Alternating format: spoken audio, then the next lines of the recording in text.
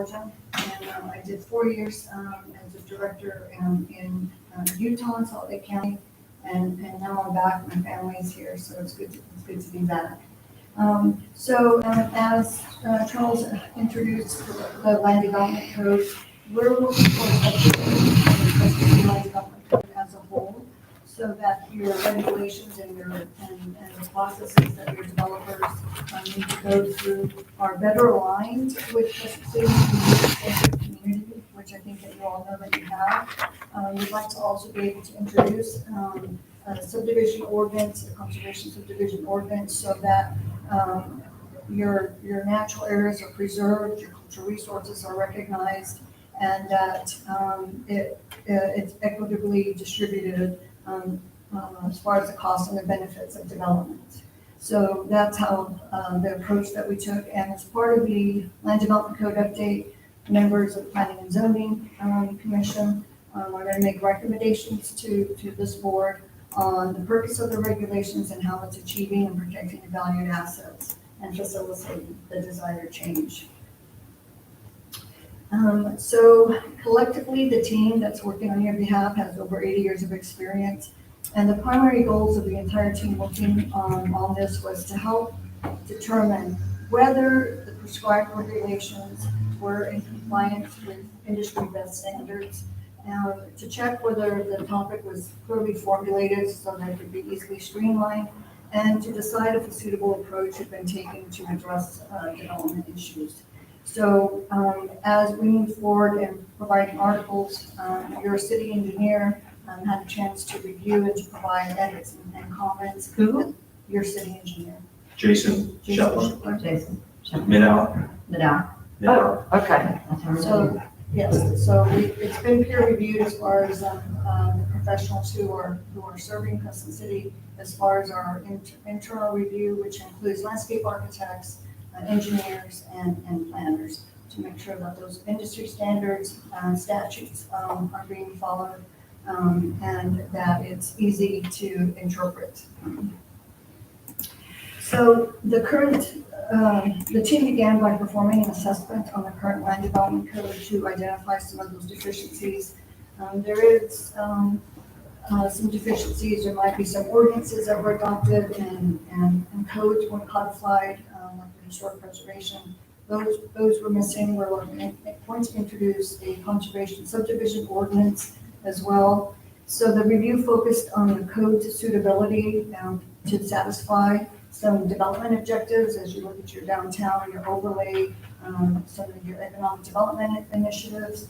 The consistency, how easily your codes are going to be enforced, and the ease of use was all taken into consideration as we looked at the land development code.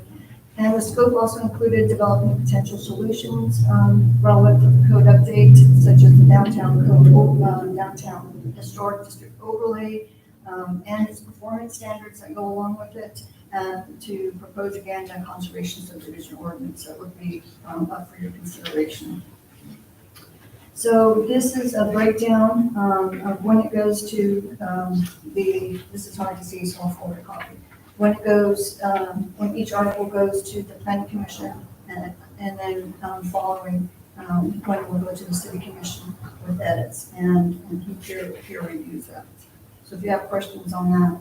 So that's your schedule? Yes, this is the schedule for its adoption. It includes the team reviewing the interim work products on a monthly basis with the members of HPC, your Historic Preservation Commission, your Planning Commission, your Tree Board, and this board, this commission as well. So sections of the document are ready for review and comment. We would appreciate those comments. Either I can make them here as we're moving forward, or give time for the commission to review and be able to provide comments. And this helps to manage the expectations and allow adjustments throughout the process. So it would be easier to manage those expectations if we take 2 articles a month, so that it can either be approved and then final, then it can be adopted, and the subsequent ordinances can be addressed at that time. So any questions so far on the approach? Commissioners, any questions? Yes. Yeah, so you're going to give us this chart in writing? Yeah, she already said that she was here. Okay, and it would help, I don't know that you had any control over this, but, we got this with a multiplicity of other documents just a week ago. And with no information about what the process was going to be like. So it really helps to have it earlier rather than later. Are we going to have an in-person meeting every time you give us a section? Is that what the plan That would be my recommendation, but that's up to the consideration of this board. Yeah, that's why we're having the workshop for this first section, and that's my understanding is. There'll be a with workshop each section, month. With each one. is? Okay, because if we have the workshop the same week as the meeting, there's really not enough time to go over all this. Okay, we'll take that into consideration. That's not up to, no, I'm sorry. We'll take We that can send it out right after P and Z, right after they review it, and you'll have a few weeks to. Well, I mean, it's a public document. If one of the boards gets it, that's not against the law for the commission to have it, correct? Yeah, you'll That would look be at what helpful. P and Z reviewing, and you won't have their comments. Well, I mean, but then we can review it and then we can see what their comments are on top of that. Yeah. That would be helpful. Thank you. Any other questions, Commissioner? Okay, thank you. So the land development code for Crescent City, it's developed in accordance with state statutes. It's following industry's best standard practices so that we can encourage high quality development and to be able to provide a streamlined review. And as we all know, good codes really are the foundation of good quality development. And that's how great communities are built with good regulations. So these are the framework that regulate where and what type of development can occur. And when well done, good codes make it easier for a local government to be able to implement its vision. This meeting reviews the articles for subdivision regulations and your site plan regulations. However, I want to be able to bring out something that's important to distinguish, and that's the role of zoning, which you will see at your next overview. I think it's the next overview, and your subdivision regulations. So Article 6 is your site plan regulations, which we're also going to be reviewing today, and that involves compliance with your technical standards. And developing clear procedures for reviewing and approving site plans is vital. So site plan review assures that construction is designed and developed in a manner which assures adequate provisions are made for traffic safety, for emergency access, for water and sewer, the management of your stormwater, erosion, protection of the environment, groundwater habitats, and minimizing those adverse impacts on adjacent property. So that's the role of your site plan regulations, and which is different than your subdivision regulations, which is different than your zoning regulations. A lot of times those sometimes get lumped together, but they each have a very important vital role in the development process. So your zoning ordinance, that regulates the development of your buildings, your activities, and your land uses, where things can be located in the city, what types of permit is required for each use, and what standards apply to new uses and development and redevelopment. And development within districts obviously must comply with the standards that are prescribed applicable to that district. And that's why that's important. You should review them at your next workshop. Article 7 is your subdivision regulations. And your subdivision regulations address the quality of your development. And land division is the first step in the process of community development. Land is divided into streets, lots and blocks, and it's publicly recorded. So subdivision of land sooner or later becomes a public responsibility. And in roads and streets must be maintained by the local government, and various public services must be provided. So the community is affected in many important respects. It's the interest of the public, developers, and future owners of subdivisions redesigned and developed in accordance with sound rules and proper minimum standards, which is what you see when you get to your subdivision regulations. So regulations governing the division of lands are different from zoning in two primary areas. Zoning are meant to control the use of the property, where subdivisions address the quality of development. And that's the difference between those two roles. And the impact of subdivision regulation is more permanent than zoning. Zoning can be legislated, it can be amended. So zoning does not take priority over subdivision process or vice versa. So many times development approval often proceeds on two tracks, zoning approval and subdivision approval. So to be effective, your zoning division regulations must be integrated with your other local plans, policies, and ordinances, obviously with your comprehensive plan. And so we need to make sure that your zoning ordinance are consistent with your subdivision, and your subdivision is also coordinated with your maps, with your capital improvement plans, and any other plans that you might have. So I hope that gives you a good overview of the three different roles between site, subdivision, and zoning. So the city residents and members of the downtown partnership, your CRA, your historic preservation, business and property owners who are interested in the land development code update are invited to attend the planning and zoning meetings in order to provide some feedback and some input. And we hope that they do participate in that. So our next steps obviously include revising sections of the code based on comments that we get from this meeting and updating the corresponding maps in your zoning, which will be one of the last things that this commission approves is going to be any, like the development overlay in your zoning. That will be, we're kind of ushers it in at the end. And ultimately, we'll present the land development code and zoning maps to the Planning and Zoning Commission for their recommendation to this city commission to adopt the code, and we'll make final revisions requested during those public hearings. And so that's kind of gives you the whole overview from start to finish of that. Any questions on that process? Commissioners, any questions? Yeah, what is the difference between this and what the county comes with that? I mean, isn't the county basically responsible for the zoning for?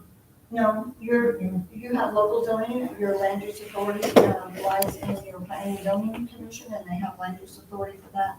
Now, the county does have a floodplain, they, because flood doesn't really know jurisdictional boundaries. So there is some items, the health department also oversees some of those. So the county still has a role in flood control and health and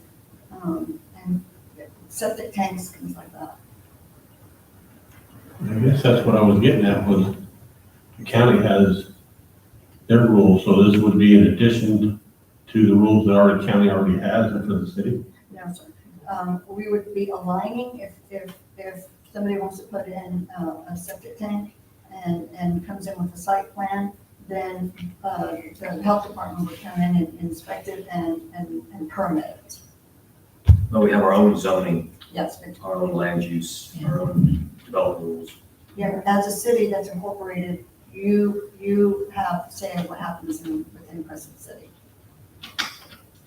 Well, and I guess my next question is, we've had those already, what's gonna be the difference, what we actually have and what we're gonna get? Well, some items are going to be updated to align with state statutes. Some items are going to be aligned for future development. Perhaps architectural standards might change a little bit. Overlays for some areas might change a little bit. Shared parking. But isn't all that already covered by the city statute? No. No, sir. Okay, thank you. Commissioner DeVita, are you through, Commissioner Bailey? Yeah. Okay. Commissioner DeVita? Okay, great. My suggestion would be, because this is part of our responsibility, and Commissioner Bailey just got elected, we should make sure he has a copy of the Crescent City zoning map and future land use map, because we got a lot of questions on that. But for you, Clotilda, thank you.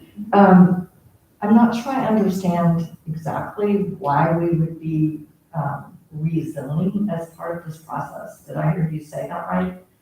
If this commission decides to adopt the downtown development overlay, which we have proposed, that would be a zoning category that would be applicable to your core downtown area. Sure, I get that part. I used to live in Tampa, and we talked about overlay, well, we had overlay districts in the areas that I lived in. So you're not talking about a general rezone, No, ma'am. just for the overlay? Yes, just for incentives that you might have for your downtown, how they align with your economic development initiatives, Sure. how they align with your historic preservation, and Secretary of Interior standards, should. Right, so it's just for those overlay issues. Correct. Okay, so the next question is, many months ago, we had a meeting with, I believe, one of your senior partners. When this process first started, we actually had a joint workshop with the city commission. And by the way, we are the CRA. There's no other entity. We're it. And the planning and zoning commission. And we gave her a list of issues that we wanted to see addressed. Yes. Do y'all have a record of that anywhere? We do. Okay. Could it be shared back with us so we can Yes. see? So I can forward those notes to Charles. Okay, that would be good, because it would be helpful to know, well, we would want to see, I think, whether the particular issues that we touched on are actually being included. Yes, it So- might not be in the articles that you see tonight. Right, but just in general. Yes, they were certainly taken into consideration. Okay, but so you just use that as a checklist. That would be Yes. quite good to have. Okay, thank you. You're welcome. Do you agree? Oh, yes, I am, thank you. Lapita, it also might be helpful if you can provide, I'm sure this is going to be asked of you eventually, if you can provide a copy of your presentation too, Absolutely. so that people can refer back to it. Okay. Thank you. Any other questions? That's what I wanted, a copy of. Copy of it, yeah. Is that your last slide? Yep, that's it. Thank you very much. Can you put up Article 4? Please? We'll start with Article 4, site design standards. I'm just doing half of this article, which is the landscaping requirements. And basically, I was going to summarize some of them. 4.2 is just talking about landscaping and buffers, what it provides for is landscaping, landscaped areas, buffers, and tree protection shall be provided for all premises as set forth in this section. So 4.2 is about kind of defining what a buffer is, definitions, whereas 4.3, I don't know if anyone had any written down any notes on 4.2. Commissioner, did you have anything on 4.2? Well, actually, I would like to hear, I'm sorry, Diane, Mayor, I would like to hear Charles go through it, and then I have some general questions. Well, 4.2 is kind of introductory, just generally speaking about landscaping areas and buffers, kind of defining. 4.3 gets more specific into what the regulations will be. So, This is all your public areas. yeah, this is public areas. So for instance, in 4.3, landscape areas shall be provided to break up excessively long continuous runs of parking space. Generally, a parking bay shall not contain more than 10 continuous parking spaces or extend more than 100 feet, whichever is more restrictive, without being broken up by a landscape area. So if you can picture the Save-A-Lot Plaza, there are no landscape items in that lot. Each row of interior parking spaces shall be terminated at each end by a landscape area. These landscape areas required in shall have a minimum width of 10 feet and a minimum size of 150 square feet. If required to meet the city's tree protection requirements, the city manager or designee may require the developer to relocate or modify the location or size of specific interior landscape areas. However, in no instance shall such areas be smaller than 150 square feet as required. At minimum, interior landscaping shall meet or exceed the square footage requirements below. In no instance shall there be less than one canopy tree for each 75 square feet or fraction thereof, or required interior landscape area. Flexibility will be allowed in the location of the interior trees required, and the city manager or designee will have the final approval. In a vehicular use area where the strict application of the foregoing requirements seriously limit the function of the area or injurious to the trees proposed to be retained, the location and shape of required interior landscaping may be altered so long as the full square footage of landscape area is provided. If landscape areas are relocated near the perimeter of the paved area, these landscape areas shall be in addition to the buffer requirements below. Required landscaping for vehicular use area shall be 10% of the impervious parking area, drives, parking stalls, and load zones. Planting shall provide a 2-foot clearance from curb face. Buffer zones, in order to reduce the impacts of a new or expanded use of land on adjacent existing uses, certain buffering and screening shall be required. A buffer zone is a landscape strip along parcel boundaries that serves as a buffer between incompatible uses and zoning districts, as an attractive boundary of the parcel of use, or as both a buffer and an attractive boundary as noted in T. A buffer consists of a horizontal distance from a property line, which shall only be occupied by permitted screening, drainage, stormwater, utilities, including solid waste storage facilities and landscaping materials. Compliance with buffer screening is required in all cases of new construction, change of use, or expansion or use of structure subject to the following exceptions. Parcels within the historic downtown development overlay, downtown commercial related, must meet these buffering requirements unless zoned general commercial or planned development. Developments that have an approved PD designation must meet the above requirements unless specifically addressed in the development agreement. The width and degree of vegetation required depends on the nature of the adjoining thoroughfares and land uses. And then finally, the standards for buffer zones for development outside of historic overlay are in table 1 below, specifying the width and number of plants required per 100 linear feet. So if you look at the table 1, it lays out, depending on the width of the buffer, what type of buffer is required. The table 2 below it talks about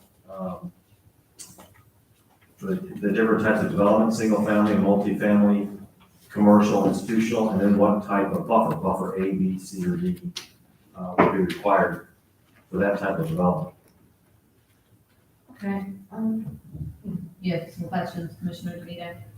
I do, and actually, starting with the very first page, it says, landscaping and buffers 4.2, the intent of this section is to ensure that for all new development in Crescent City, services provided, blah, blah. So is there a point where redevelopment would be considered new development? I mean, what is new development?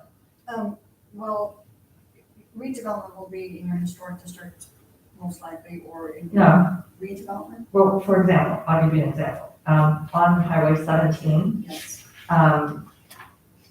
well, for one thing, on Highway 17, we have completely undeveloped land. Yes. So obviously, that would be considered new development. Also, we have older structures on US 17 that are residential. And in the past 10 years, some of those older structures have been torn down and replaced with a commercial, modern style building. Would that be considered redevelopment? Yes, or it is redevelopment. Okay, Now, single-family residential is exempt from these requirements. from which the ones in 4.2? From your landscaping. Now, if they scrape the site clean though, it becomes new development, right? Like we had an old bank torn down, became an auto parts store, but they started from, they saved one tree, I think. Well, considered both a little bit. Well, the new building is new development, but it's on an older parcel that, so it got readapted, redeveloped. But It would come under this, correct? Yes, it would Okay, still- so it would still fall into this new, it would fall into this new development, okay.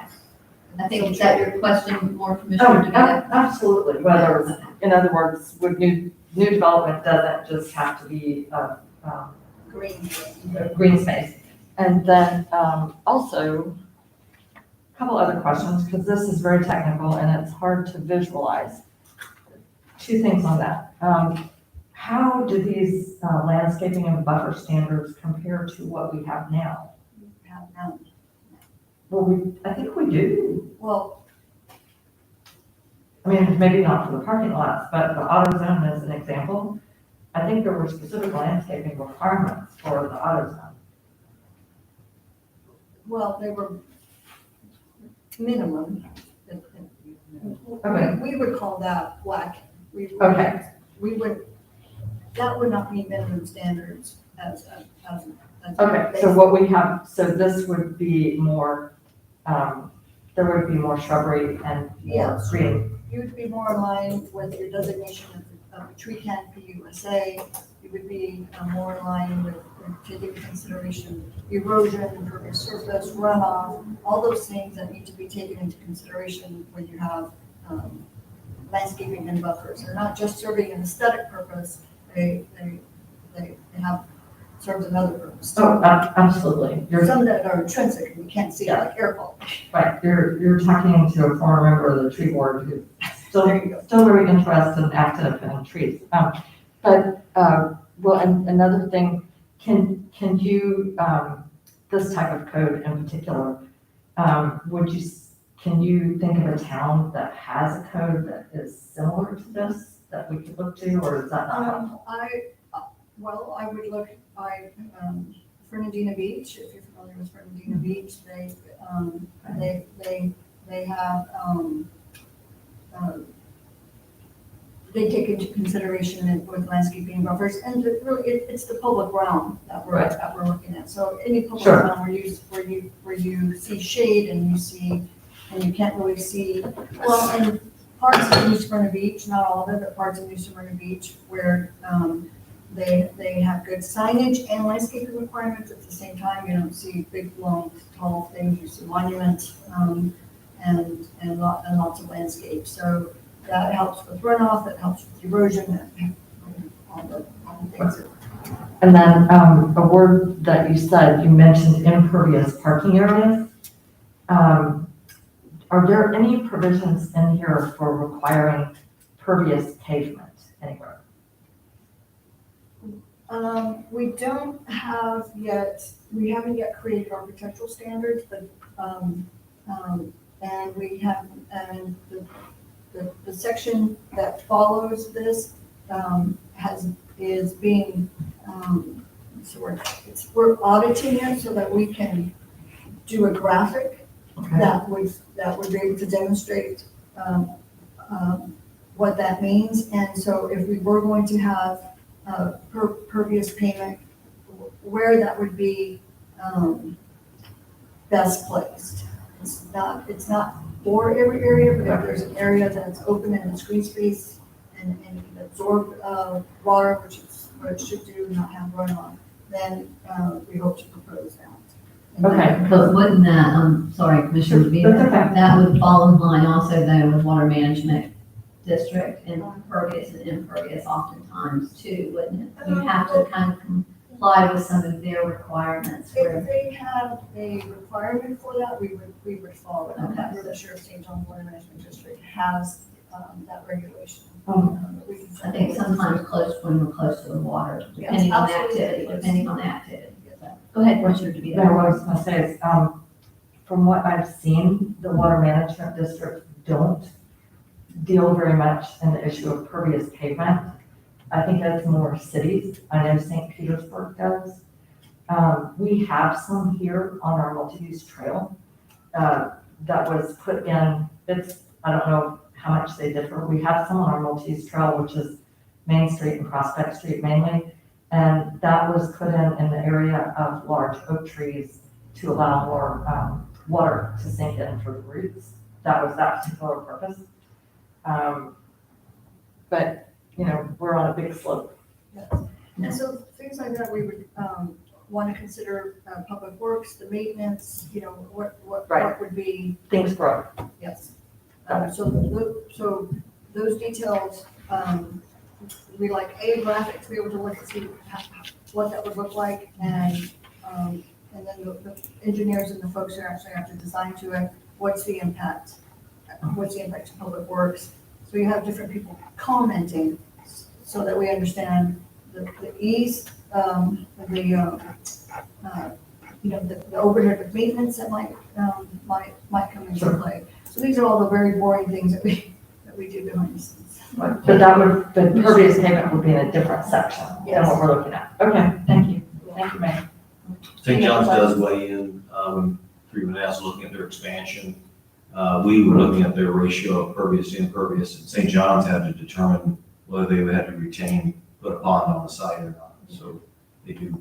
And Yeah, I think definitely that involved. have to go here on the Howard's also, and how we do that at the same time as well. So, thank you for clarifying that. Okay, we were on page 6. the rest of that chart. Also on that chart, you'll see references to alphabetical letters. So each one of those has a requirement. E, for instance, in addition to requirements for buffer standards A, B, C, and D contained in Table 2, the buffer must also include a 100% opaque fence or wall, a screen along the rear or side lot line. Use of existing native vegetation in buffer zones is preferred. If a development proposes to landscape a buffer zone with existing native vegetation, a buffer with fewer plants and required by the section may be approved. If such as necessary to prevent harm to the existing native vegetation, and the buffering and aesthetic purposes of the buffer zone are substantially fulfilled despite the lesser amount of vegetation. Foundation plantings are intended to soften buildings and improve their aesthetics. For all the buildings, the minimum depth shall be 5 feet. The depth of the building perimeter landscape area shall be measured clear of any buildings or roof overhangs. Bed lines where practicable shall be curvilinear and wrap the corners of the structure with shrub plantings no closer than 3 feet from the building. If you had any comments on the rest of those, there's H, I, basically deals with the placing of landscaping around the building. J, single-family landscape requirements, is on page 8. For single-family uses, the developer shall plant within each front yard setback area no closer than 5 feet or further than 15 feet from the right-of-way, one shade tree for every 1,500 square foot lot.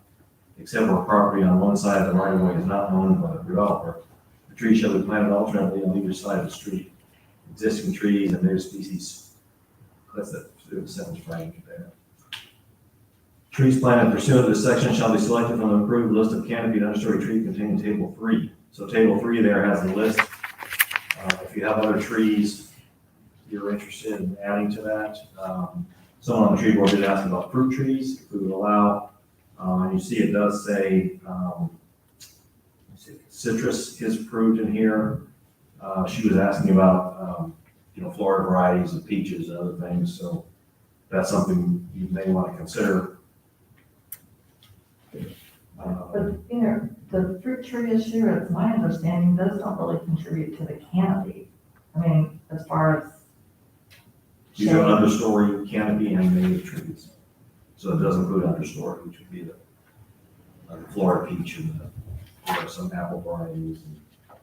That's a city commission decision to make if we're going to include that, and if we are going to, then we have to also create performance standards on if they get canker or if there's a disease and who's going to maintain it. Exactly. Maintain. So it's a city commission consideration, and if that's what the city commission desires, then we do have to be able to create performance standards so that those trees can be maintained.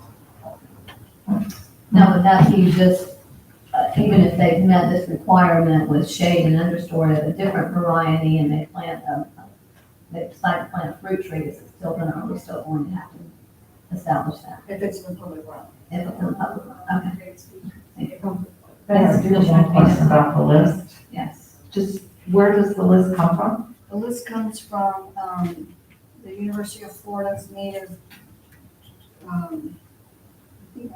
think it might be referenced here, but it's not referenced, I'll reference it, but it comes through a recognized native landscaping tree arborist recommendation. I should know it by To the heart. University of Florida, Yes, the University of Florida. do I just, So the State of Florida Department of Agriculture, Tallahassee, or equal there too. So it's the same one that's published by the University of Florida. Just- I know that, I see with all these different rules and regulations, who manage all that? Our planner. The Planner, yeah. So Public Works, Public Works, as oversight with your tree board. well, I would, tree board is kind of unique, but I'm talking about some of the other veterinary stuff. It's gonna be hard to manage. Well, when the plans come in, for instance, Mark is our planner. Mark will get a copy of the plans, Jason Shepler of Mid-Hour gets a copy of the plans. And then internally, we get with Public Works, Natural Gas, Fire, and everyone reviews the plan. They're kind of familiar with their part of the regulations, and then they create a list of comments. So they may say, usually the planner kind of leads the charge, like, you're not meeting impervious surface, you don't have enough trees, this is too close to the road, those kind of questions. The engineer will come in and say, you don't have proper drainage on your site, or this is a flooding area, and you need to take that into consideration. So each one of them comments on their little piece of the whole. Okay, now, this new complex that, I'm sorry, this new complex that hopefully when they get started in Crescent City now, Southwick City, he going to meet all these regulations. He's still under our current, we won't have this adopted in time, but same thing, when they submit, they'll go through the same review, and then we'll send them the comments, they have to address those comments before it comes back to the board. And you do already have rules and regulations. Yeah. These are anything for a developer. Okay, Okay, 4.3.1, landscape design and materials. This is a list of design and materials allowable, including plant and installation standards, basically requiring them to, the distance to plant them, they have to keep them alive, irrigation and so forth. I don't know if anyone had any comments on that section. Commissioners, any comments? Not right now. You can continue to review this and provide us with your comments. Page 12 has another list of permitted shrubs for landscaping. This is another one where they asked about, somebody asked about blueberries would be allowed. And this is a list where from time to time, we could go in and amend the list if we found that something was need to be added or removed from the list. When you say 90% of the shrubs will be selected from this, so they've got 10% that they can do on their own, is that correct? Would be, is that correct? We're thinking 10% is something that's gonna already be there, that's, they don't have to remove. So that 10% is what's within the 90, what's within the 100%. It's within, Without 10%, so they could plant blueberries, they don't have to, correct?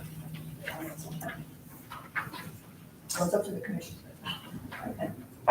So D continues on to page 14, that's the irrigation requirements that are required to keep the landscaping alive with a low volume irrigation system. It has an automatic timer and so forth. There is a provision, let's see.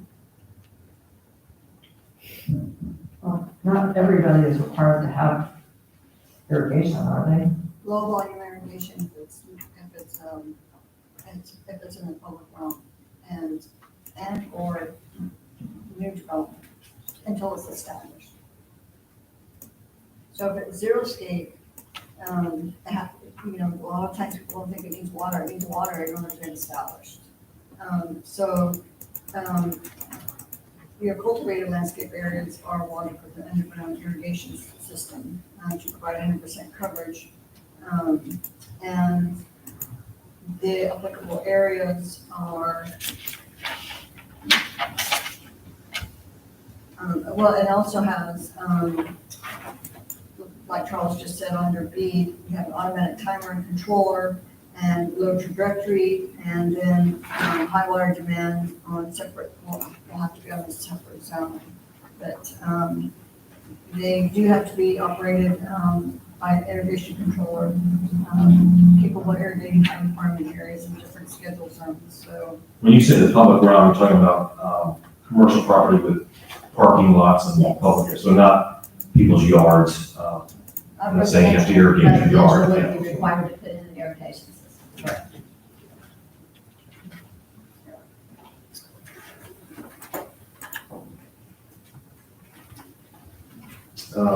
So E is non-living materials, page 15. Mulch shall be installed according to current version of the University of Florida Institute of Food and Natural Sciences, Florida Yards and Neighborhoods Handbook. All mulch must be installed so they're at least 6 inches from the trunks of newly planted existing trees. Then there's requirements for maintenance and replacement of plants. One of the issues is sometimes with the new development, everything dies within a few months and nobody does anything about it. So this requires them to maintain that, that required landscaping. Do we have any questions on this? Okay. I do want to ask one with mulch. Some people like pine straw. Could pine straw be considered a mulch, or would it have to be a chipboard mulch? You have to look in that. I'll make a note of that, and ask our landscape architects to find strong. It's probably in that guide, the handbook. Okay. Okay. We can look at that later. Just I'll look at Yeah, that comes from. 4.4 is, starts out pretty broadly in trees, defining trees and the benefits of trees, the terms and applicability, issuance of certificate of occupancy, compliance with this article, including any conditions attached to the tree removal permit, shall be conditioned to the issuance of a certificate of occupancy.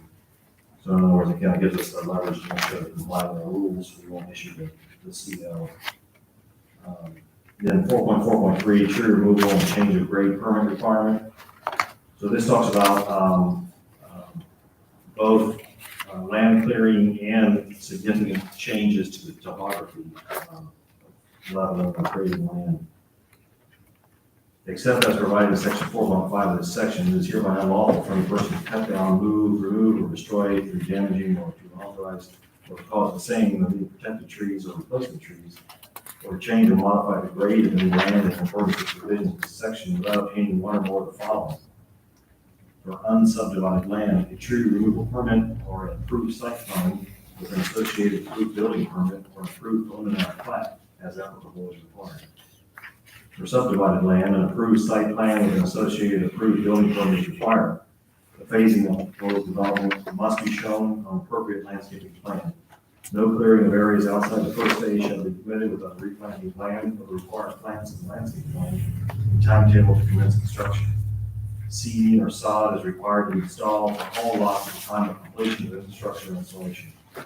If construction has not commenced within 2 years, replanting of the required plants in the landscape plan of the entire cleared area will be required. If a phase is added after the site plan or plat has been approved, a revised site plan or construction plans for the plat shall be required to be submitted for compliance determination. The removal of non-protected trees does not require a tree removal permit. Do we have any questions? Then go over the permit applications, the requirements for a tree removal permit application, issuance of the tree removal permit, and the termination of the permit. 4.4.4, protected trees removal and replacement. Conditions for permit to remove protected trees. Application conduct. Any person who is required to obtain a tree permit, removal permit shall submit an application in accordance with section 4.4 sub 3 A to C. Standards of review. The application shall be reviewed on the following criteria: the extent to which the actual or intended use of the property requires cutting down or destruction of trees or changes of grade. The desirability of preserving any tree by reason of its size, age, or some other outstanding qualities such as uniqueness, rarity, or status as a historical specimen tree. The extent to which the area would be subject to increased water runoff or other environmental degradation due to removal of trees or changes of grade. The heightened desirability of preserving or enhancing tree cover in densely populated areas. The need for visual screening in transitional areas or relief from glare, light, commercial or industrial unsightliness, or any other affront to the visual or aesthetic sense of the area.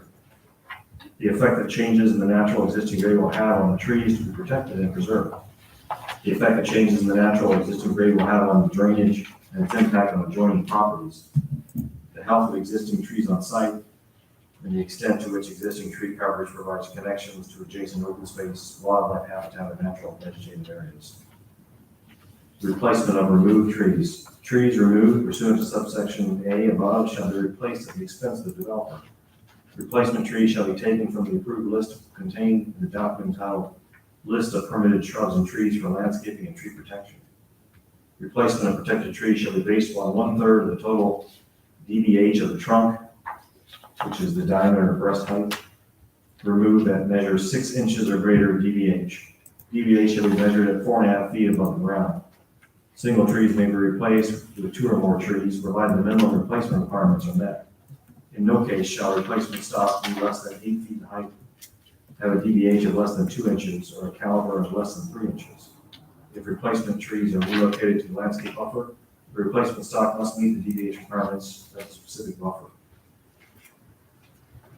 So let me ask you a question. We right now at 5 to 3, and we'll just, I'm not gonna get through it all.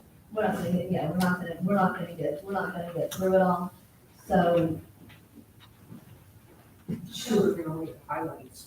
yeah, I'm wondering if, for the essence of time, if, I know if any of the commissioners have any questions, but I would be most interested in what planning and zoning, their recommendations, and the tree board.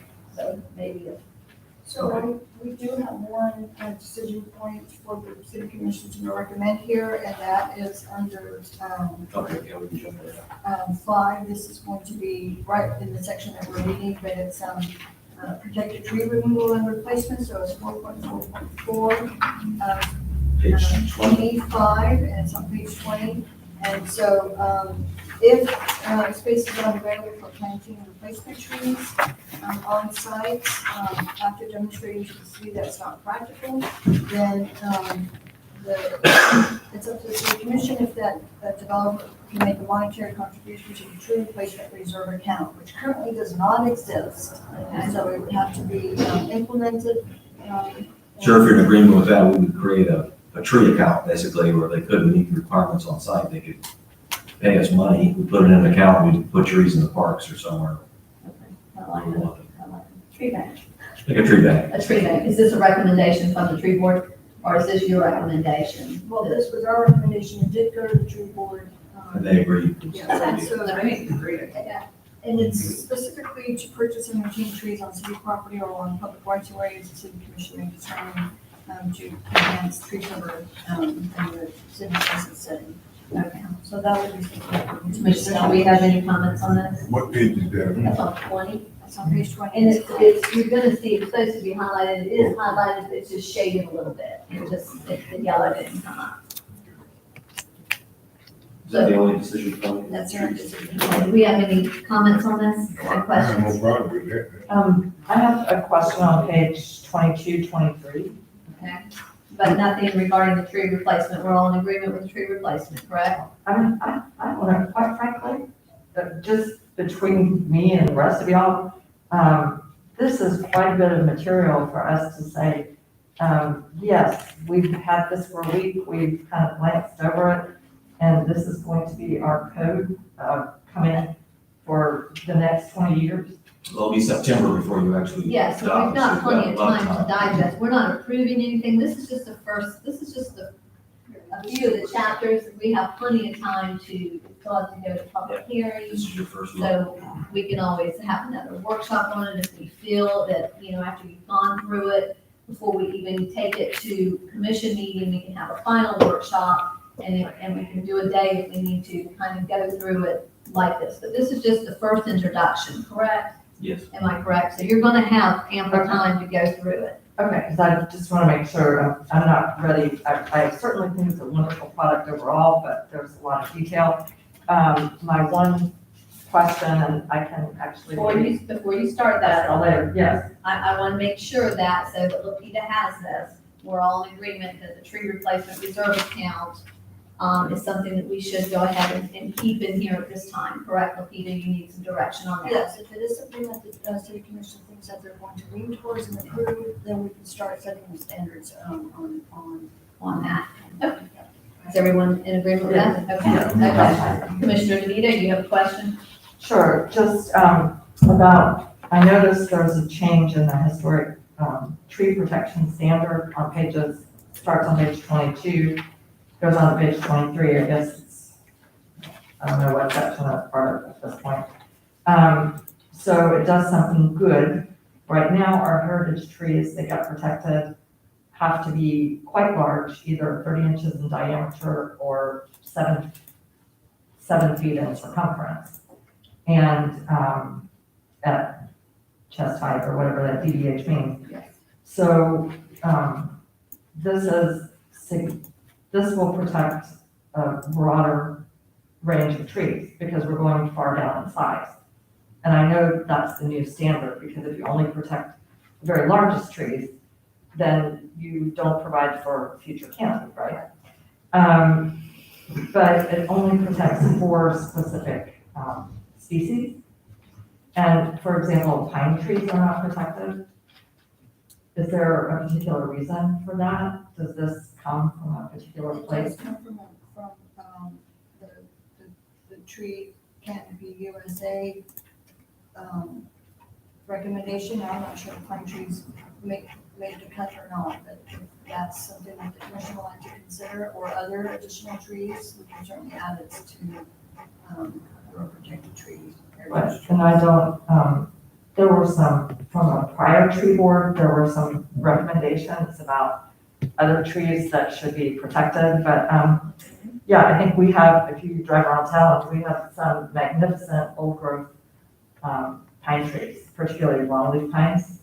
Some of them are part of the, shoreline of Lake Stella, and, they're part of our look, and Okay. and the eagles like them. They're the trees that eagles nest in. The broadleaf pine. Any pine, Any pine. any pine that gets to be a significant height. And I don't know, obviously pine trees, have a different circumference, they're taller. I was gonna say, I don't know, because some of those with a pine tree, you have to be careful because it can go straight up and not out, depending Right, on no, the it would, species. you would need to And figure then out they the will method. snap during storms, so people don't like those, so that's, you have to be careful with some of the pine trees. Maybe if you can look at which pine trees would get a recommendation from the tree board, if we're going to add pine trees to this, if there's certain ones that we need to be specific about.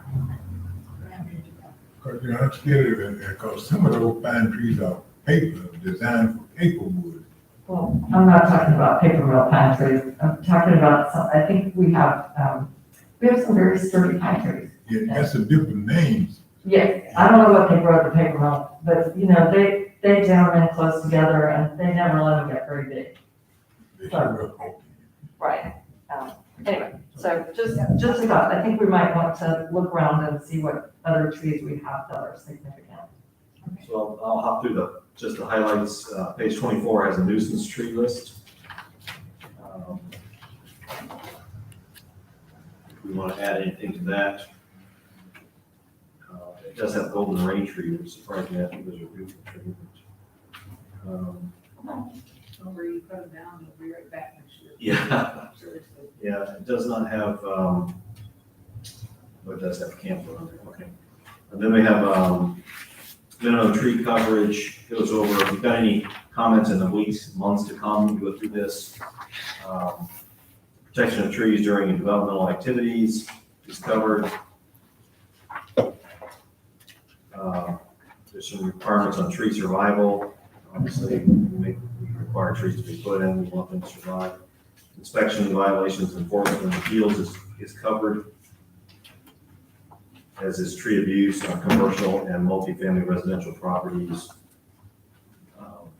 And then clearance over sidewalks, and roadways, hazardous trees on private property, and natural vegetation retention areas. Any questions? Oh, not now, I'll try to absorb all this, but it's quite lovely parts of it. Well, now, this is a workshop, Yes. so anything that we don't want to, this is the time we should pull it out and not when we getting ready to vote on it, right? Correct. If you want to send stuff in the meantime, Right. and another workshop will bring up like, hey, we had a comment back in chapter 4, and we'll go back and revisit it. The goal is, yes, when you bring it to a vote, we've discussed it Just completely. And make sure, because the reason I brought that up, I had people outside talking about the time we spend in our meetings. See, if we work behind these things out in the workshop, when it comes before some, for the passing of it, all we have to do is just vote on it and go on. but we killed 30, 40 minutes going over it again. And so that's what the people out there talking about. Why it take us so much time to get up and don't be nobody in here but us discussing ideas and things. I know all of you have heard that. Yes, all the time. I would recommend though that because this is a lot, and things are gonna come up as we go forward through this. And this is definitely needed that at the end, before we actually take it to the public hearing, that we have a final workshop. And even if we need to do an 8-hour all day, let's sit in here and hash out anything that's come up, anything that maybe we found. Just make sure that for everyone's comfort level, that this is not the last time you'll see this before we have it, but have one final workshop. And feel free, to ask questions and provide comments and get feedback. We do this all day long. We get excited when we have a little bit of a blank canvas where like, geometric one and make it perfect. And because Crescent City is a unique special place, it was not that hard to, everybody dive in. And also to let you know, so for instance, tomorrow we will publish the next set for planning and zoning. We'll publish it a week out ahead of the meeting. So it's 5 weeks ahead of your next meeting, your commission meeting. Workshop, I'm not sure when we've got that next one scheduled. So it'll be available as of tomorrow on the website for planning and zoning. Just to make you aware. All right, you ready for chapter 6? Actually, I have one quick question, and we can answer it later. Okay. This whole piece about land clearing and increased protections, is that something that we could possibly adopt as some outlines as like an emergency ordinance until this is put in place? Because some of the comments that I've gotten is people very unhappy with clear cutting for new residential development and whatnot. And because it's going to be quite a few months until we get something in place. Well, I think even this exempts single-family residential lots. It exempts single family, but it doesn't exempt subdivision, so it could be in your subdivision regulation or the conservation subdivision regulation. Well, for instance, on Oakwood, we have lots coming in one at a time. It's a whole street of lots. They're coming in as single-family apartments, so they clear the lot. Well, if they do have heritage trees, they have to be maintained. And we could have some kind of tandem. That's something we can talk about. Would that be defined as a subdivision in, it's 4 in a row, even though they may build 1 every 6 months? They have to come in as Would a, be a subdivision that has Like one owner. one contract? well, right now we got a couple owners working over there. We have one contractor who's going one at a time. Finished one for sale, gonna build a lot next door. He's not coming in with a whole plan to prove, here's all the houses I'm gonna build. He's just building them one at a time. I think needs to sell one. I still think that he should, but I'll need to talk with Mark about that, but my recommendation, that talking to him, give me that. Yeah, get back to me on that. Yeah. Okay, So that let's it jump is- into 6. Yeah. So if you remember the map I put up there that showed the big empty field in the south of town, but there's a neighborhood to the north. This chapter talks about streets. If you look, 6.6 talks about public versus private streets. It encourages public streets. We don't like private streets. Discourages gated communities. For instance, what has happened in my experience is developer will say, no, this is private streets, gated community. And then at some point the developer leaves, and then they are responsible for maintenance. And then the residents all end up coming to the city like, hey, our streets look terrible. No one's mowing the entryway, and the developer is bankrupt and gone. So then they have to deed it all over the city. So cities I've worked in right from the beginning say, we just don't want private streets. Let's have them from the beginning and make sure they're built to our standards, and then we'll maintain them in proper order. So, page 5 rather, number 2 has a highlighted city transportation master plan. We talked about that, we don't have that. We don't have that. It's called new shoes. It's called. Issues. New shoes. It's a walking suit. That's great. But I think, if we don't have a city transportation master plan, which I don't think that we do, it's up for consideration to, consider your designs, within, transportation plan. If not, then we're, have to put it in your, site plan regulations and,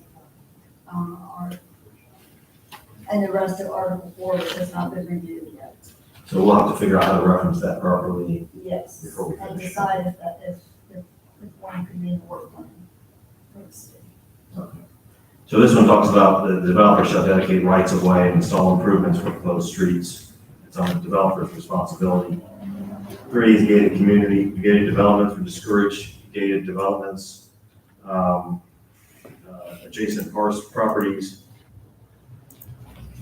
It just means, and then to accommodate access to an adjacent parcel, so you can't divide up land such that a piece of land is left landlocked. You have to provide access to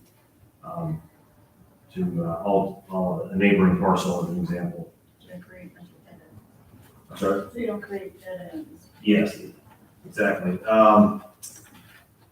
That's what 5 is about, also future access to landlocked properties. We want to make sure when we have them put the roads in, that it ties into our grid, doesn't create dead ends, doesn't landlock other pieces of property. And then he mentions the metal sign shall be put at the end of a stub street to inform property owners of eventual connection to future development. So if it comes up against another piece of land, you put a stub there rather than just ignore it completely, so it could never connect to that adjacent. So it keeps this, the idea is our street grid is a wonderful aspect of our community. We want it to keep growing and not end up with these cul-de-sacs all over town where nothing connects and you can't get from here to there without going away around. So we do have cul-de-sacs in here, but the city commission can decide if we don't want them, we can remove them. So gated developments, we could have gated development, You could, but they're discouraged. but they're discouraged, but it would be up to the commission. Yes, that's my understanding. Block length addresses the length of blocks, again, to connect to that existing street grid. Secondary access is if you end up with a kind of a walled subdivision, there has to be a second way in and out for emergency access. And so if there's an accident at the entrance, you gotta be able to get out of the neighborhood and get in there as well. Fire. Yeah, for fire, exactly. Yes, they, 9 does address cul-de-sacs, and Lupita and her colleagues are recommending against cul-de-sacs, but in the event we want to have them, it does provide some specifications, because it's important, we eventually get a ladder truck, it's got to be able to make the turn and the cul-de-sac and so forth, the garbage truck has to be able to get around there, school bus and those kinds of things, so we have to have requirements for the size of the cul-de-sac. Are you planning on buying some land? Doing all these things? That was my question. No, I'm just joking. yeah, it'll likely be annexed land, yeah. If we ever annex, we have a lot of vacant land around us, and if we, developer came to us and wanted us to annex it into the city, then that would apply. I was just wondering if we had some plans to do something, but that's okay. Yeah, I understand. At first, yeah, I forget that we are developing here. For future growth. We do have a couple spots, like the one I showed, there's another one I'll show you at the north, that I think maybe the conservation subdivision will make sense. So this goes over driveways and subdivision of streets, the size requirements, the driveways need to be perpendicular to the street and so forth. For infill development, the size and configuration of proposed development is such that public and private streets are not feasible or practical. A private driveway aisle may be approved as determined by the city engineer. Such access may be required to have aprons, approaches, concrete paving, other design that connotes a driveway rather than a street. So what I thought of was on Prospect, there's a lot of driveways that go to the lot that's on the lake behind those kind of instances. So if we end up with something like they call them flag lots, where they sold off their front yard basically, and they leave the driveway down the side to get to the older house at the back. Utilities and other improvements, 6.7. You have a note here, let's discuss on-site, off-site requirements. Is there a code yet on impact fees? We don't have an ordinance yet for impact fees, so that is something that Jason, our city engineer. Put a note, that's his note. We'll at least have a workshop on that next week, as a matter of fact. So, I do think that that's, important, to consider as the commission's determination. What about we were talking about this a few minutes ago, city, no private streets, the city will basically, do the streets. City gonna keep that, or is there gonna be impact fees for the developer? Also, Hopefully, we're gonna reinstitute our impact fees, and there'll be a transportation impact fee, which helps pay for that development and the impact of those new people on our current streets as well. So that's, we'll start that conversation next Tuesday. So this section talks about, putting in the developer responsible for water, sewer, everything underground in this case. We want power lines underground, cable, they have provided easements for that, the necessary, place for it. Fire hydrants as well. It's all spelled out in this section. Section 6.8 is stormwater drainage, same thing. They'll be required to provide for stormwater. It can't just flow off into the rest of our system. You have to provide a system for that. And of course, the water management district is a big part of that, which is mentioned here. We see that with the RV park. When they came in, they have on-site ponds. They had to catch that water. They couldn't let it flow into the lake. So 6.8 is stormwater drainage. And then 6.9 is public improvements. Developers of subdivisions, site plans, and any other development shall be required to design, construct, and dedicate public improvements which are necessary to serve the development and connect to existing and future infrastructure. Public improvements shall be designed and constructed according to requirements of this title and all other city ordinances, specifications, and standards. Public improvements shall include but not limited to street curbs and gutters, landscape park strips, sidewalks, street paving, potable water systems, storm drain systems, sanitary sewer systems, street lights, street signs, fences, fire hydrants, and utilities. Fees and dedications associated with development are also required in addition to construction, dedication, and public improvements required. So we want the developer to get to pay the bill on the full thing. So when it's done, we don't have to go in there and pay for all the signs and the other improvements to the neighborhood. And when they turn it over, that it's quality standards. Yeah, when they've done constructing it, it meets our standards.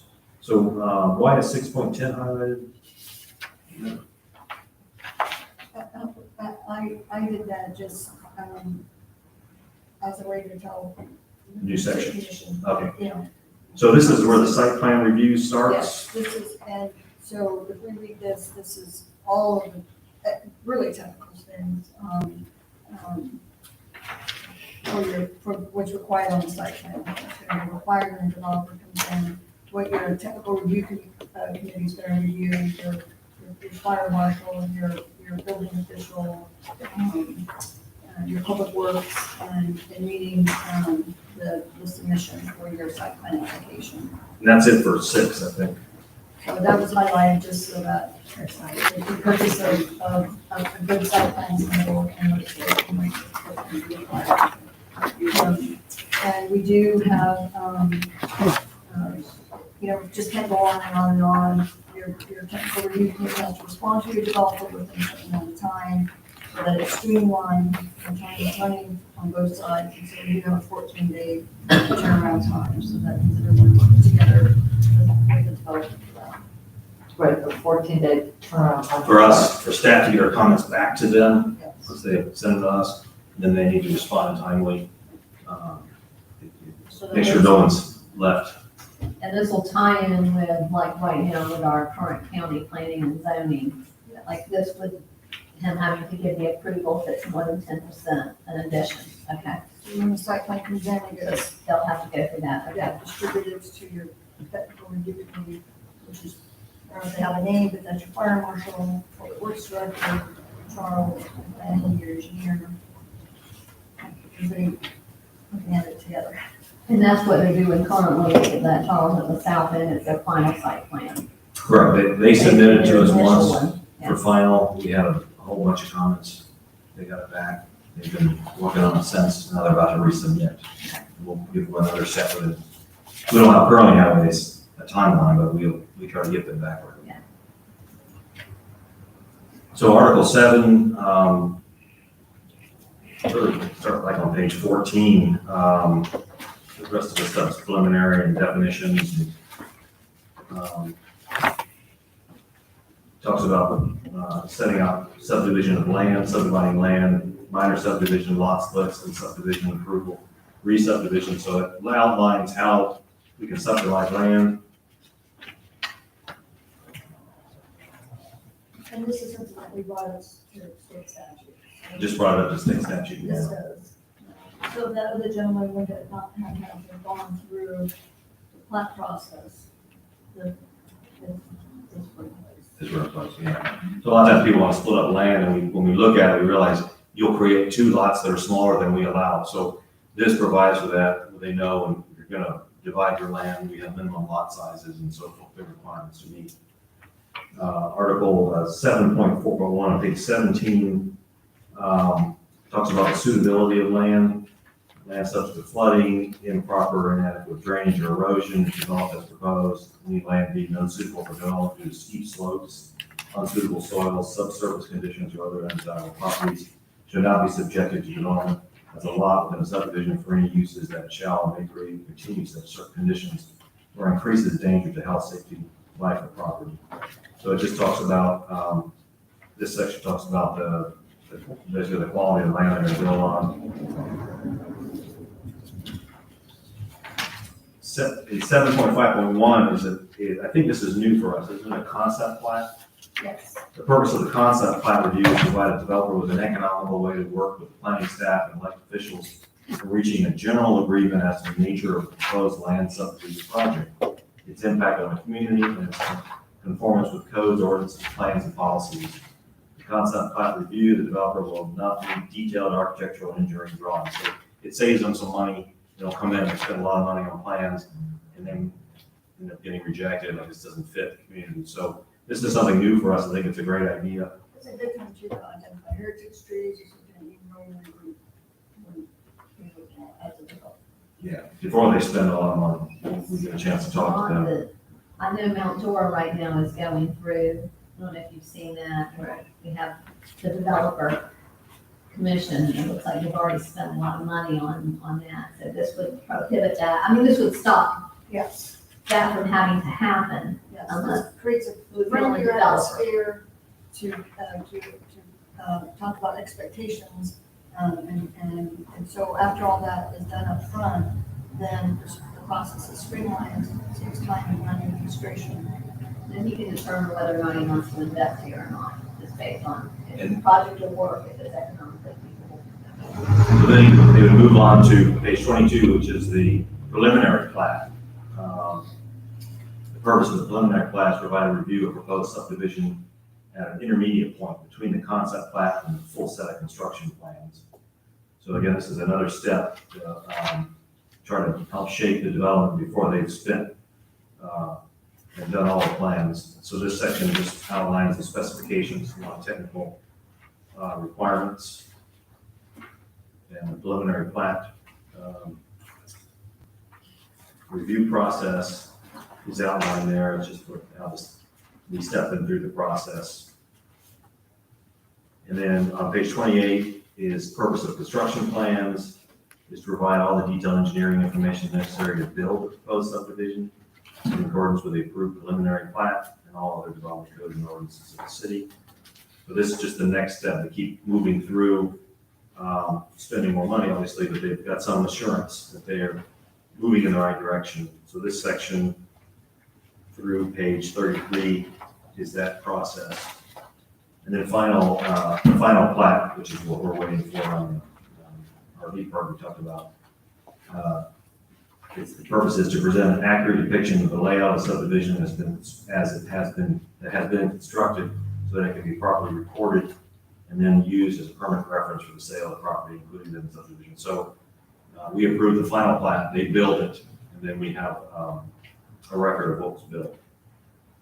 So this section identifies that as well as the review process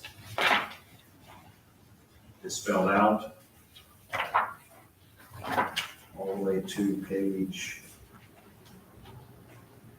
So we've got, if we go to page 37, let's see where you have the 5. It's like you're asking us whether or not. oh, there's a decision. Yeah. Yes, there's a decision points, and this is your maintenance bond, warranty and workshop, and workmanship rather. And so we recommend a period not less than 5 years, but that's up to the city commission to decide, from the date that the final plan is recorded, and the maintenance bond, how sidewalks aren't cracking, Street caves in, Yes.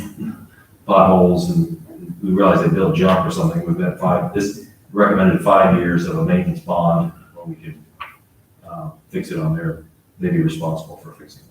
So with the maintenance bond, I guess they would have to, would there be another account that they would have to set, that we would have to have, that we would hold like a deposit for them?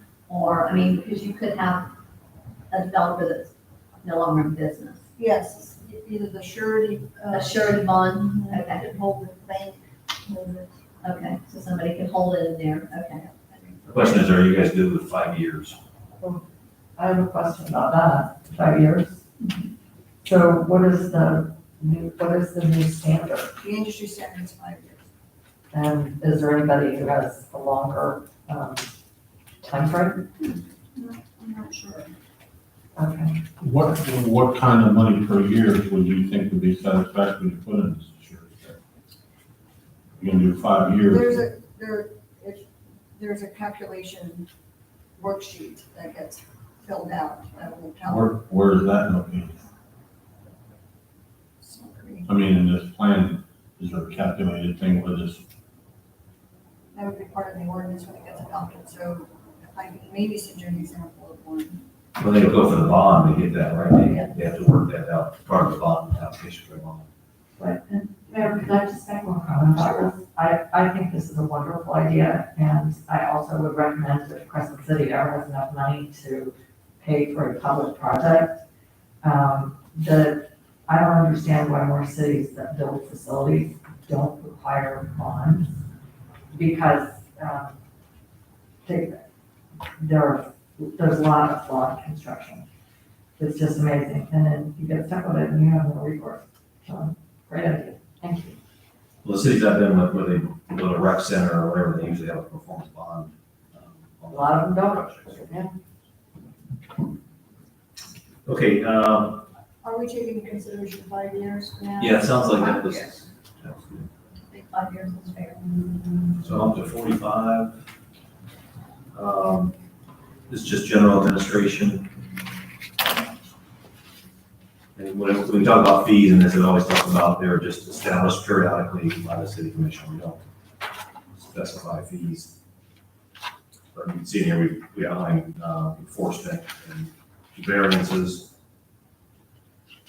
We shall have the power to hear, grant, or deny variances from the terms of this ordinance that will not be contrary to public interest, when due to special conditions or literal enforcement of its provisions in a particular case will result in unnecessary hardship, provided the spirit of the park shall be observed, public welfare and safety is secured, and substantial justice is done. So it gives you some ability, there's a unique situation to allow for a variance. And then there's procedures that are spelled out for variances. On variances, would it go to the planning and zoning first with a recommendation from them and then to us?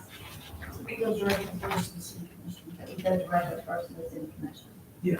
On the next regularly scheduled city commission meeting. No appeal for variance shall be accepted except from the owner or operator of the subdivision involved. Okay, so that goes through variances all the way through to page 50, which is just the legal status provisions. Now, conservation subdivision, you want it? Let me put others back up here real quick.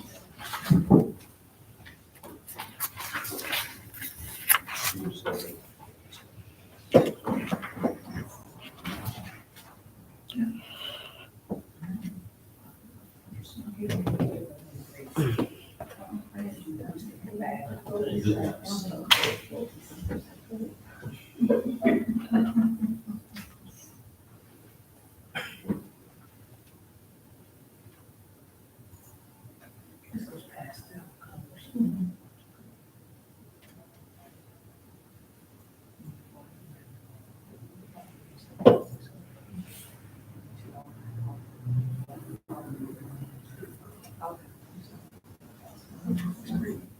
So if you look at a piece of land like this is north of the city, north end rather. Also, for this piece of land here is a better example.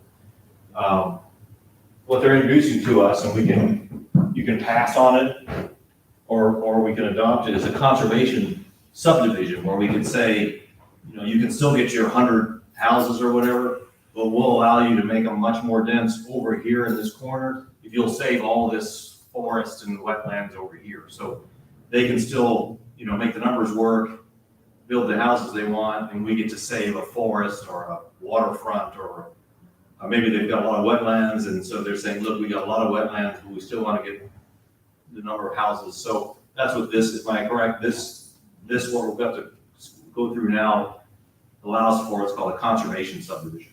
Is this similar to clustering at all? It is similar to clustering, and, but it does preserve, a lot of the natural Areas, clustering with preservation.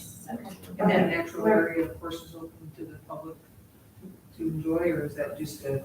If it's, well, yeah, I mean, it's, the aesthetic certainly is open to the public, but, Well, I'm thinking of Battery Park, where I come from, which basically, you kind of, this is a very cluster your homes, but then, everybody can walk Yeah. to the water line of Lake Champlain, which is beautiful.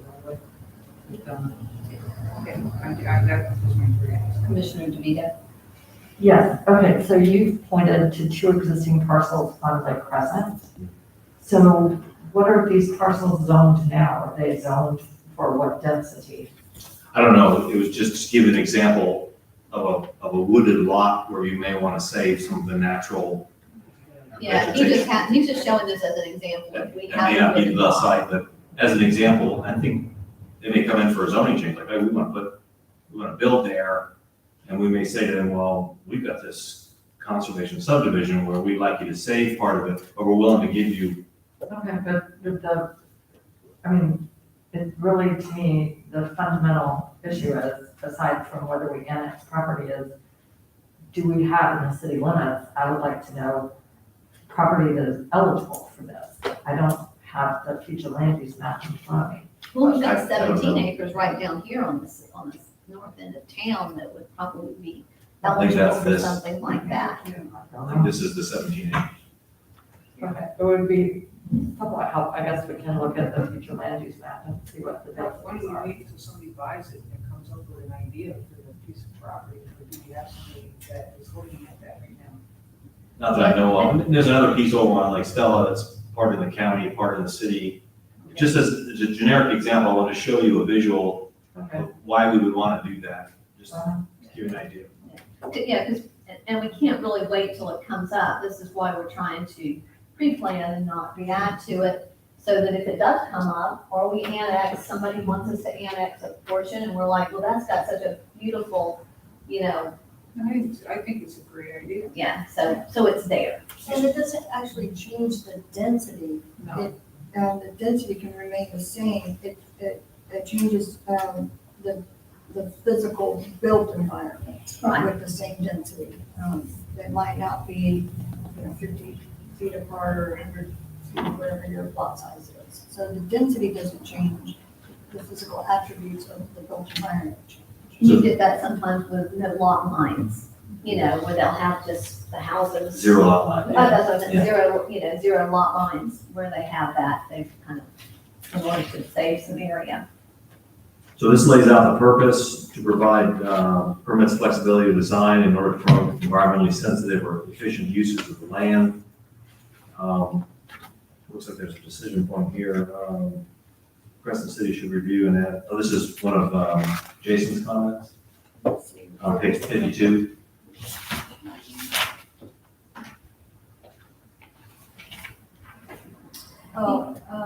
this one, Crescent City Review, added conservation and better DHS comp plan relevant to development. Okay, so this, if there's This is something. my note, to myself to make sure that I include anything that's in the comprehensive plan that's been outlined as, financial, resource for purpose. It could be archaeological, it could be, historical or natural, any of those resources. Probably an area for us to think of is like Mount Royal. They've got the big Indian mound, Indian burial mound out there, or whatever that is, the Indian mound. And so they built around it and protected that, put that area into a conservation area. I don't know what we have here in Crescent City, but So, is this your highlight? Crescent City Commission must decide whether to require use of conservation subdivisions, boundary subdivisions uniformly in certain zoning categories or overlay districts, or provide incentives for its optional use. In addition, aspects of this ordinance can be applied to specific areas or situations, such as parcels having valuable natural or historic features, as long as the applicability remains consistent with the municipal, county, and state forward code.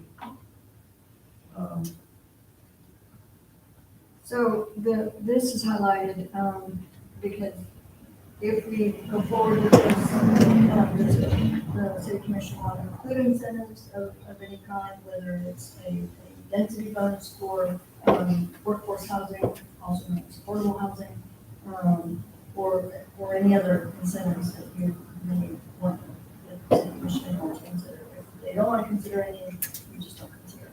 But it So if this is an optional use, you can incentivize it. And then it's either you're going to decide on so many open green space acres that you want, this subdivision regulation to apply, or you can decide to do it as an overlay. So you have different approaches to be able to utilize the subdivision ordinance. Consideration. I have my recommendation that I, city commission consider. You want to just have it as an option? I feel like it'd be great to have it as an option for a developer. I have a question about the ability to set aside. I was project manager for Bob Lee Airport for this, a flying community in there. I was the academic advisor at Embry-Riddle for civil engineering to be able to put in the golden, basically it was a Bob Lee flying community attached to an airport. There was wetlands in it. When we were just talking about this on that 17 acres up there that they were wanting to set aside. What they decided to do was to buy wetlands and put it in to a conservation thing for the amount of wetlands that was in that 17 acres, if you will. Is that something you would say to be,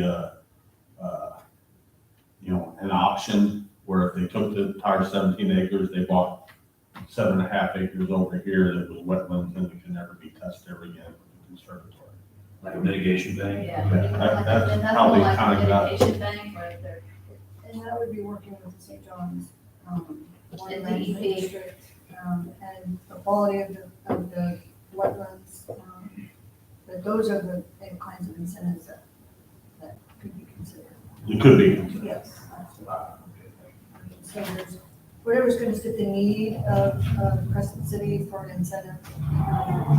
Wish we had more of this, or we keep, like Commissioner Burton wrote, this is open to the public. You keep it open to the public as an incentive. It's so whatever's gonna fit the need, or if you hear your residents saying, I wish we had more of this, or we need that, then that's an opportunity to create an incentive to utilize a conservation subdivision. At the time, they had gopher tortoise in it, and they were gonna make that complete gopher tortoise place where you could take them and put them into a habitat there, and people could walk around and see them and whatever.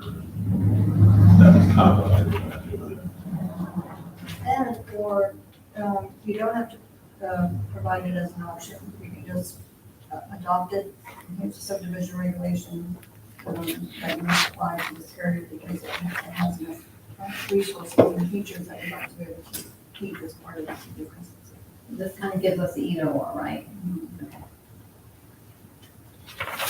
Okay, page 54 is housing density determination. It says that jurisdictions may elect to choose one of these methods or allow for both. Do we have to decide or just have them both in there? You can elect one or both. And this is an example of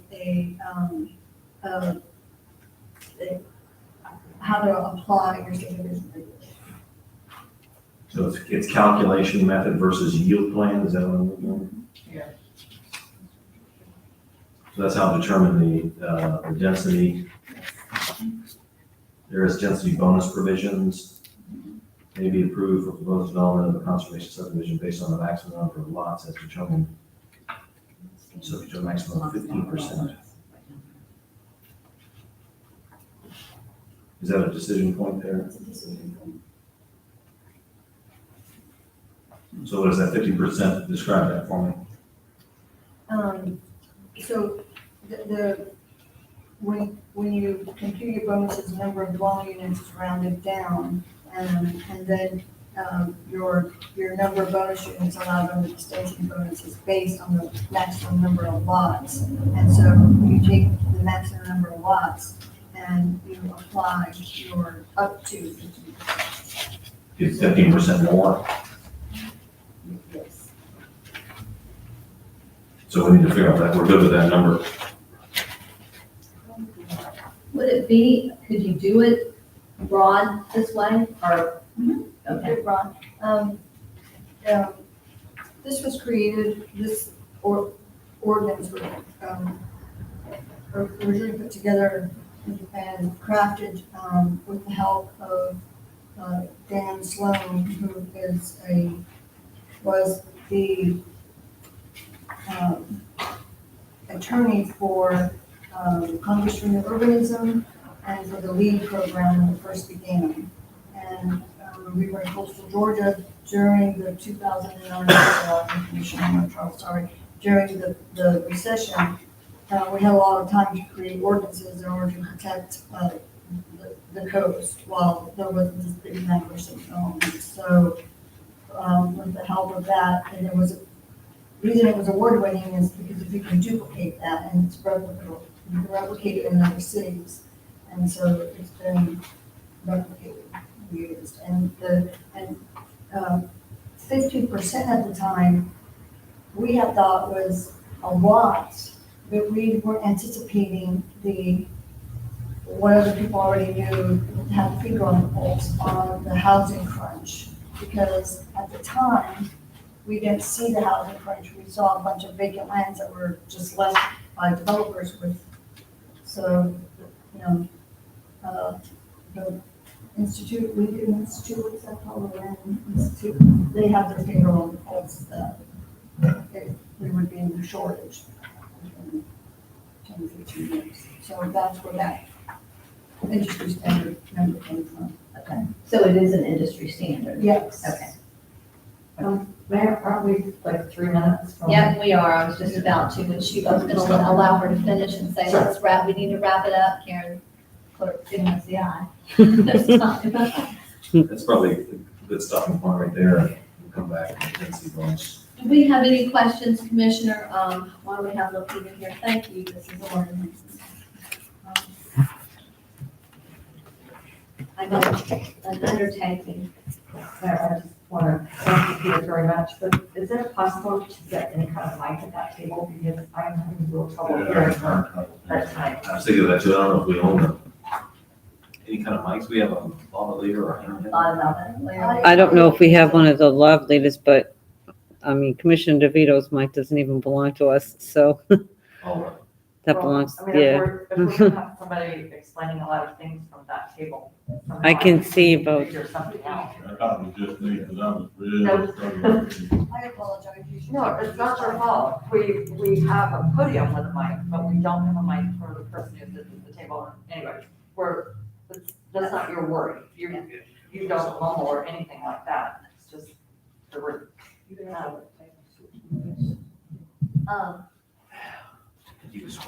Okay, so do we have any other questions regarding this? Okay, we're all good, everybody's good? Good. Okay, thank you very much, we're gonna close out this workshop.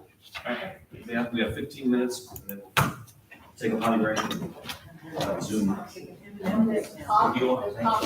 they need coffee. That called long time.